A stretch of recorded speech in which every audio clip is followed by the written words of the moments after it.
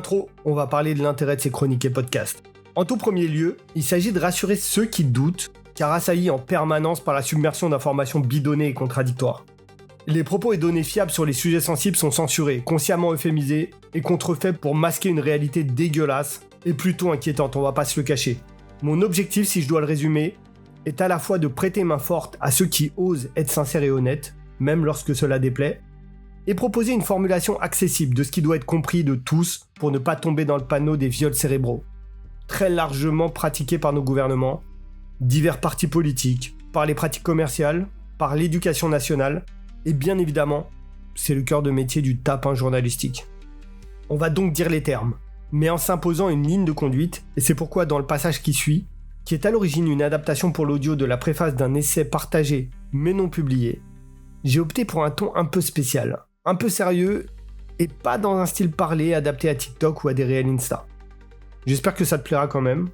Je vais en fonction des sujets varier le style et le ton, le fond restera par contre cohérent. N'importe qui peut brandir un sabre. Ce qui va différencier deux individus dans cette situation, c'est d'une part le niveau de maîtrise de ceux-ci, mais surtout les forces et valeurs qui les animent. Je suis un samouraï, j'y vais, donc vous allez voir. Je vous préviens, de suite, le premier connard qui va venir me parler de travers, je peux vous le dire. Je disais donc, les valeurs défendues et le niveau de maîtrise sont déterminants pour guider une lame. Cela fait de celui qui cherche des raccourcis, un homme armé, un piètre sabreur. De l'autre, celui qui fait l'effort de suivre la voie de l'étude avec humilité, un authentique épéiste.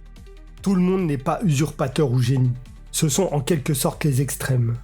Mais pour tous, le chemin emprunté détermine la destination. Il en va de même pour l'articulation d'idées. Alors que certains vomissent maladroitement les idées d'autrui en essayant de se les approprier ou d'en tirer quelque chose, d'autres incarnent leurs pensées et sont totalement indissociables de ce qu'ils défendent.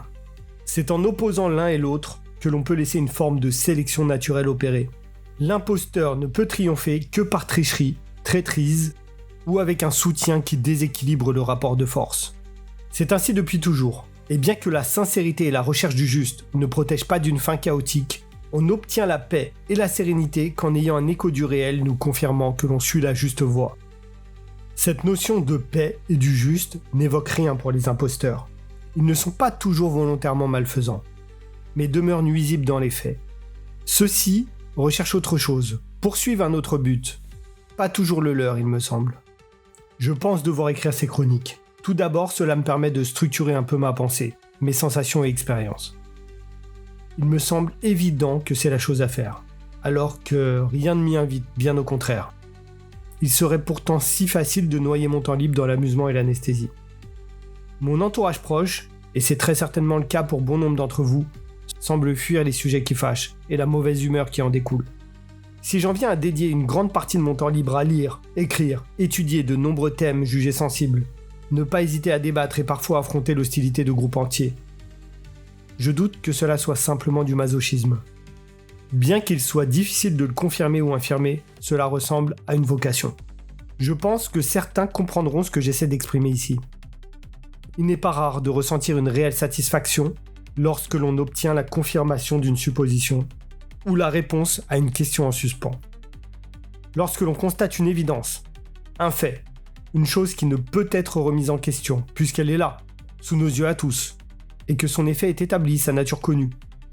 Et pourtant, que de nombreuses sources, individus ou non, s'affairent à proposer une vision qui va à l'encontre du bon sens et de cette réalité expérimentée. Ces esclaves mentaux vont jusqu'à nier ce qui ne peut l'être, semblable à un enfant ayant commis une bêtise, en étant incapable de l'assumer, ou un voleur pris la main dans le sac, et qui pourtant ne cessera jamais de nous conter une autre histoire que celle que l'on a tous observée.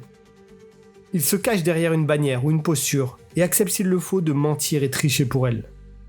Alors que de nombreux individus vont céder à la pression du groupe, préférant se ranger du côté des plus nombreux, ou de ceux qui crient le plus fort, sans se soucier d'une quelconque forme de véracité ou justesse.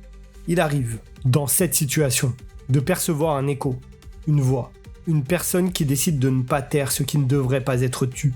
Savez-vous combien cela est réconfortant ? Je dirais même galvanisant. C'est ce que je ressens fréquemment lorsque lors de lecture ou d'écoute ici et là, j'entends ou lis quelque chose de factuel, de sincère, de juste, de sage ou même de brillant. Nos adversaires idéologiques disposent de bien trop de portée pour diffuser leur propagande et matérialiser leurs tristes desseins. Alors que le cœur m'en dit, si cela peut procurer cette sensation à ne serait-ce qu'une personne tombée par hasard ou non sur ces chroniques, ceci n'aura pas été vain. Je ne vais pas te mentir. Oui, on se tutoie maintenant. Je ne suis pas toujours doux. L'intensité de mes propos chargés émotionnellement peut parfois ébrécher ma lucidité.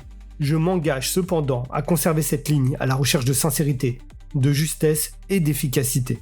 Si j'écris ou dis une connerie, ça arrive, et que l'on me propose de quoi revoir mon avis sur la question, je m'engage solennellement à revenir sur mes propos et présenter des excuses à qui de droit. À condition bien évidemment qu'il s'agisse d'arguments réels et non d'idées qui comptent sur le nombre de partisans ou l'étiquette autoproclamée crédible pour se valoriser. Cela dit, et tu le sais peut-être déjà, je n'ai pas trop à m'en faire. Trop souvent, nos opposants idéologiques n'ont rien à proposer qui puisse convaincre. Et ils se citent les uns les autres pour avoir l'air solide, ou sombrent simplement dans l'émotionnel pour pallier le manque de substance. Le sujet majeur de ces chroniques, et leur origine, est la propagande de manière générale, ainsi que tous ses dérivés. Qu'il s'agisse de propagande de guerre ou juste de stratégie commerciale, il n'y a qu'en comprenant les armes et manœuvres de nos ennemis qu'il nous sera possible de nous en préserver un minimum. Nous définirons ensuite la notion d'idéologie spectrale et parlerons du codex guillotinus, un concept qui m'est cher, et sa potentielle nécessité pour affronter le quotidien, afin de s'autoriser un semblant de bonheur. À l'heure où j'écris ces lignes, j'ai déjà rédigé des centaines de pages sur divers sujets, plus ou moins maladroitement. Pour être honnête, très peu de celles-ci arriveront jusqu'à toi. Comme beaucoup, en relisant mes travaux, je ne parviens pas à en être satisfait. Cependant, l'exercice apporte énormément. Une chose est certaine, ces lignes seront du carburant pour tes réflexions futures, et quand bien même tu seras entièrement d'accord avec tous mes propos, ce qui semble peu probable, ou bien plus technique que moi sur les sujets en question, j'ai constaté qu'un autre point de vue, ou simplement une autre formulation, permettent de développer encore ces cheminements de pensée. Nous ne maîtrisons rien du potentiel réel du langage, et disposons pourtant d'une langue maternelle particulièrement riche et puissante en matière de structure de la pensée. Nous reviendrons avec précision sur ce point lors d'une chronique future, la grammaire de l'union.